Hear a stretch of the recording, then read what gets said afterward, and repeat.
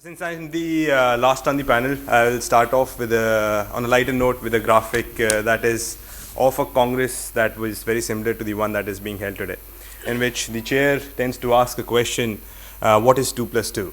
Right? Now the engineer in the panel goes up to the answer and says it's equal to 4. Right?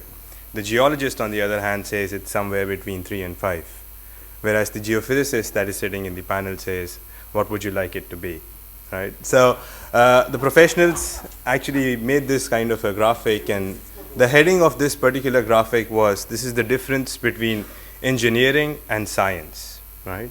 And in the field of subsurface, when we are talking about exploration, both of them tend to play a very important role. Right. Why is this? Primarily because of one factor only, which is the only thing that we are sure about, and that is the uncertainty that is there in the subsurface. Yeah. Mr. Elon Musk might be talking today about taking you all to Mars in a couple of months, but if you ask him or anybody else on this panel or on this planet Earth where the next earthquake is going to be, they will not have an answer. Right? We have to be humble.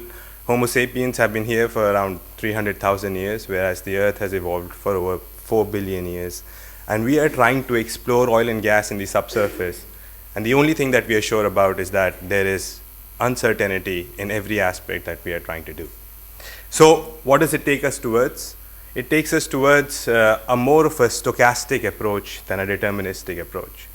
For us as scientists, or as well as engineers, 2 plus 2 cannot be equal to 4 because there is an uncertainty that would be involved. And we have to understand the different types of multiple outcomes which are all equiprobable. And that is what would lead to a successful exploration campaign. Yeah? So with that short introduction, my name is Shubh Srivastava. I am the Business Development Manager and the Domain Champion for Digital Subsurface Solutions at SLB India. And I would like to thank the Chair and the Congress for putting me up on the stage with such stalwarts of the industry. I have had the pleasure of working with a few of them very closely, which has led to my formative years. And I'll be keeping it short, and I'll be talking a little bit about what actually is digital when we are looking into the exploration of oil and gas. Yes. So there are basically 3 points when we are looking for oil and gas exploration.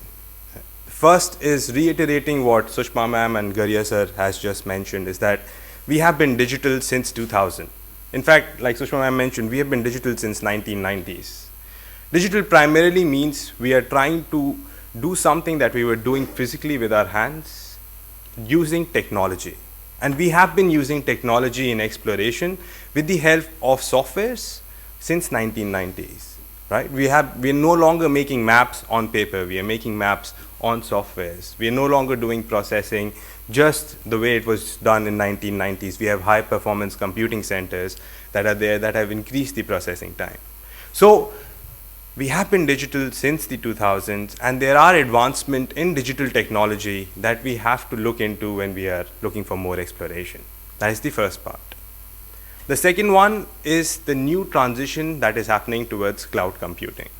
Yeah. One of the benefits of cloud computing is the computational power that it tends to give you, and what are the advantages that cloud computing brings into the picture is something we have to be wary of, and something we have to analyze in a very sensitive manner, right? And the third that is part of cloud computing is machine learning and artificial intelligence. These are the only 3 aspects that I have pointed out today. There might be many more that might be there and have been talked about by the panelists, but I'll be concentrating on only these 3 aspects. Yeah. So when we are talking mostly about the advancements in technology, when we're looking at subsurface, we have now moved towards a holistic picture. And we have to use tools and technology to understand things on a play level. We have been doing this in some ways, but we have to further understand things what are happening at a larger scale and not be constrained only towards how a block might perform. Because in the subsurface, they do not know about the block boundaries. A source might be charging different types of blocks, and you would have to understand the characteristics of that particular source.